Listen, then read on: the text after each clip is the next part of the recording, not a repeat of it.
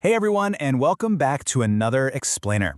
Today, we're going to look at one of the absolute most recognizable athletes on the entire planet. But, we're not just going to rattle off his stats or look at his highlight reel. We are looking at his homes. The core thesis for our Explainer today is honestly pretty fascinating. We're going to see how Cristiano Ronaldo's multi-million-dollar real estate portfolio physically maps out his incredible evolution, going from just a teenage soccer prospect to a massive global business institution. We're going to see how bricks, mortar, and some crazy luxury amenities tell the story of a literally legendary career.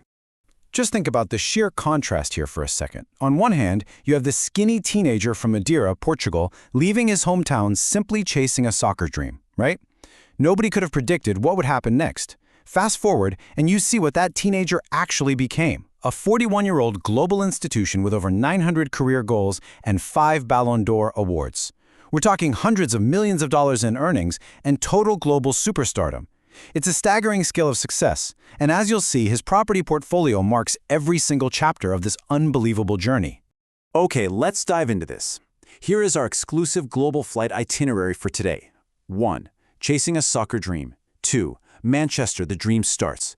3. Madrid, the global icon. 4. New York, the brand. 5. Portugal, the emotional center. And finally, 6. Collecting trophies and landmarks. Starting off with Section 1, Chasing a Soccer Dream. Now, before we really jump in, I want to make something absolutely clear right off the bat. We aren't just gawking at big, expensive houses today. We're looking at a chronological map. 2003 in Manchester, 2009 in Madrid, 2015 in New York, and 2022 in Saudi Arabia. This timeline completely structures the world tour we're about to take, mapping out the physical footprint of one of the greatest careers in sports history. He literally moved from city to city, leaving a trail of the most exclusive addresses in the world right in his wake. Section 2, Manchester, the Dream Starts. So the year is 2003, and this 18-year-old prospect arrives at Manchester United from Sporting CP. He very quickly becomes one of soccer's brightest young stars. And man, that on-field success immediately translated to his off-field lifestyle. We're talking a sprawling Cheshire estate with multiple bedrooms, an indoor swimming pool, a sauna, and expansive grounds. But the crucial takeaway here is that this estate in England wasn't just about luxury. At the time, it was the ultimate proof that the kid from Madeira had officially arrived on the world stage.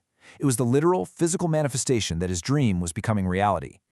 Which brings us to Section 3, Madrid, the global icon.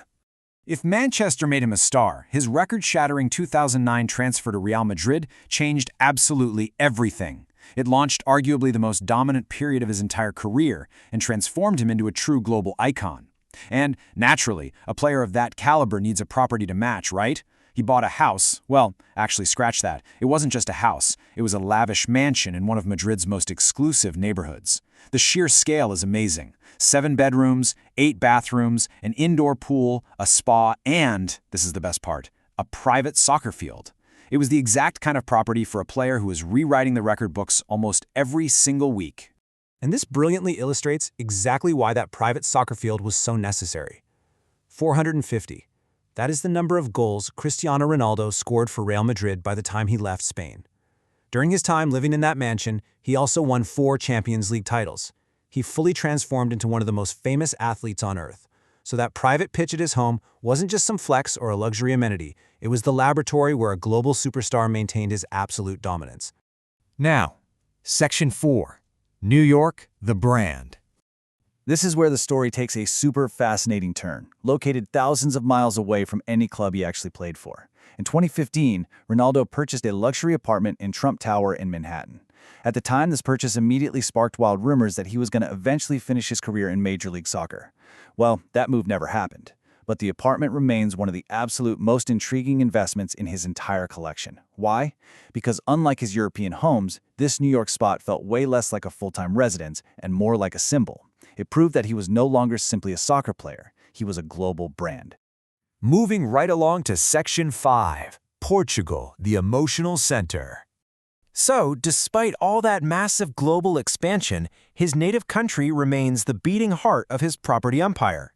He never forgot where he came from, maintaining homes across Lisbon, Madeira, and the Algarve.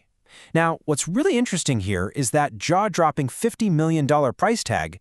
That is the reported valuation of the absolute crown jewel of his entire real estate portfolio, his mega mansion on the Portuguese Riviera.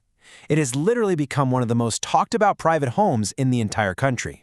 We're talking expansive living spaces, top-tier luxury amenities, sweeping ocean views, the whole shebang. But look beyond the fancy features for a second and think about the beautiful irony of this property. Here is a guy who has spent almost the entirety of his adult life playing abroad, yet his most ambitious home project, his ultimate dream house, is located exactly where everything began. For sure, Portugal is home. Section 6. Saudi Arabia, the latest chapter. In late 2022, his move to Al Nasser opened a brand new chapter in both his career and his lifestyle. This transfer really accelerated soccer's massive growth in the region, and with it, added Middle Eastern luxury residences to his already expansive footprint. Think about the evolution from just a player representing one club to a global institution. That captures exactly where he is today. At 41 years old, he transcends any single team, maintaining properties across Europe and Saudi Arabia simultaneously. His real estate portfolio is just so compelling because it's a direct, physical reflection of this exact evolution. Which brings us to our final section, collecting trophies and landmarks. When it comes down to it, if you look closely enough, each property tells a part of the exact same story. Manchester represents the dream, Madrid the rise, New York the brand, Portugal the home, and Saudi Arabia the latest chapter in a career that somehow just continues to grow. It perfectly encapsulates this incredibly powerful quote from our source material. Most athletes collect trophies. Cristiano Ronaldo collected landmarks. He didn't just win on the pitch, he built a physical empire across the globe that's going to stand as a testament to his ambition long after he finally hangs up his boots. And you know, it leaves us with a really provocative question to ask ourselves. As you pursue your own goals and build your own legacy, what will your landmarks be? Thank you so much for joining me for this explainer. Keep learning, and I'll catch you next time.